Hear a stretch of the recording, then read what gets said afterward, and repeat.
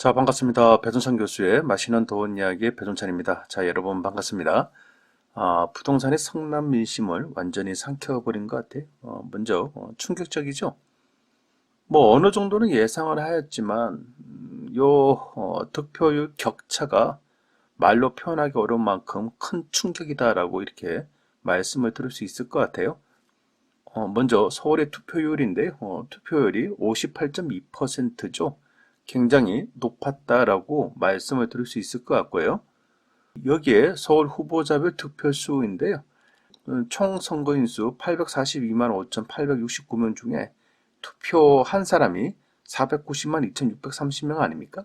여기에 국민의힘 오세훈 서울시장 후보가 279만 8,788표로 무려 57.5%라는 높은 득표율로 요번 서울시장에 당선이 되었죠. 2020년 4월 15일, 불과 작년이죠. 작년, 거의 딱 1년 전이지 않습니까? 1년 전에 21대 국회의원 선거를 보면 서울 지역구 49개의 지역구 중에서 민주당이 41석을 차지했지 않습니까? 거의 압도적인 승리였다라고 봐야 되겠죠. 그런데 4월 7일 보궐선거에서는요, 서울과 부산 전 지역구에서 완전히 참패를 했다는 겁니다. 완전히 졌어요.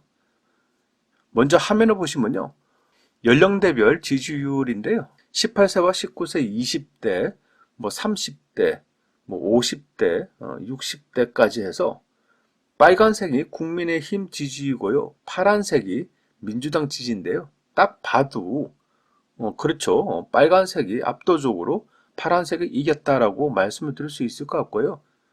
10대부터 60세 이상까지 남자, 여자로 구별을 해가지고 민주당에서 좀 앞선 거는 40대 남자만 민주당이 51.3%, 국민의힘이 45.8%라는 거죠.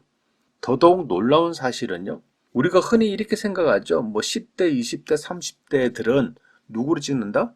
전통적으로 민주당을 좀 많이 찍었다라고 봐야 되겠죠. 그런데요, 요번에는 놀라운 사실이에요.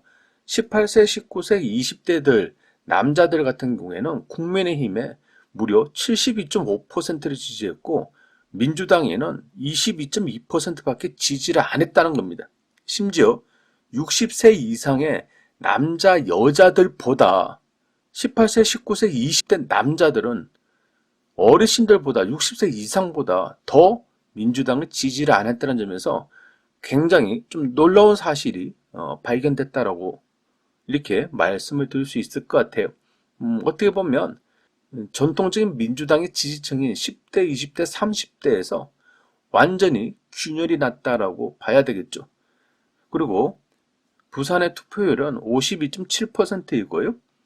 국민의힘 박현종 후보가 96만 1,576표로 무려 62.67%로 부산시장에 당선이 되었다는 겁니다.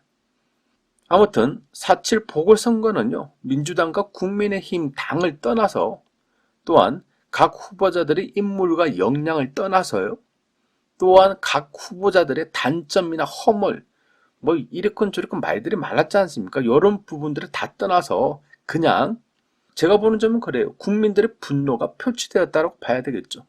누가 이뻐서 찍었겠습니까? 그렇지가 않나요? 그래요. 누가 이쁘고 누가 못났고가 중요한 게 아니죠. 또한 누가 마음에 들고 누가 마음에 들지 않고 문제도 아니었고, 누가 비리가 있고 누가 비리가 없고의 문제가 아니라요. 또 선거 공약의 문제가 아니었던 것 같아요. 그냥 이거는 현재 정부에 대해서 이건 아니다라는 그냥 분노의 표출이었겠죠. 그동안 정치적인 문제 얼마나 많았어요. 이 방송은 정치 방송이 아니기 때문에 정치적인 부분에 대해서는 좀 빼고요. 여기에 부동산 가격, 아니 미친 집값, 전세값, 이런 부분 때문에 국민들이 분노를 하는 거 아니겠어요? 이런 와중에 사회 진보가 있다, 민주당 결집표를 한다, 또 3% 내외에 해볼 만한 선거다, 이런 등등의 표현은 정말 국민들을 좀 무시한 거 아닌가요? 그러니까 국민들이 이제는 안 되겠다, 투표로 혼내줘야겠다 라는 민심이 표출이 된 거지 않겠어요? 여기에 사회 진보란 말이 왜 나옵니까? 그러니 본인들의 한 행동은 생각 못하고요. 혹시나라는 기대감, 또 전통적으로 우리를 찍어줬으니까 이제 습관적으로 우리 쪽에 표를 줄 것이다. 이런 기대감이 철저히 무너졌다라고 봐야 되겠죠. 결국 선거판도 과거처럼요. 한번 믿었으면 끝까지 찍어준다. 이런 시대가 이제 완전히 아니라는 게 또 증명됐지 않습니까? 한편으로는 또 그래요. 과거에는 정보가 좀 무지한 시대였죠. 그런데 요즘의 시대는요. 여러분 다 아시잖아요. 모든 정보가 다 공유되고 있는 시대 아닙니까? 여기에 모든 정보가 공유된다는 것은 소비자의 심리가 급변할 가능성이 높아진다는 거고요. 소비자의 심리가 급변한다는 것은 역시 유권자들이 후보자 선택의 폭 또한 잘하는 만큼 밀어주고 못한다면 바로바로 그냥 교체한다. 즉 소비 심리가 바뀌었어요. 투표 심리도 바뀌었다라고 봐야 되겠죠. 그래서 만약 찍어줬는데 못한다면 가차없이 투표로 심판하는 시대가 됐다는 거죠. 그러니 이제는 더 이상 사이 진보니 사이 보수니 이런 말이 통용되는 시대가 아니라는 거예요. 그냥 실력과 능력과 공약으로 국민들의 심판을 받아야 된다는 거죠. 아무튼 이번 보궐선거를 한마디로 압축을 하면 미친 듯이 오른 아파트 가격, 미친 듯이 오른 전세금, 미친 듯이 오른 세금, 취득세, 종합부동산세, 양도소득세 이게 뭡니까? 다 중과세지 않습니까? 기죠? 결국 세금만 많이 들어오는 거 아니에요? 여기에 미친 듯이 오른 분양가 정말 큰일이에요. 지방 대도시의 분양가 생각해 보시고 서울 수도권의 분양 가격 생각해 보세요.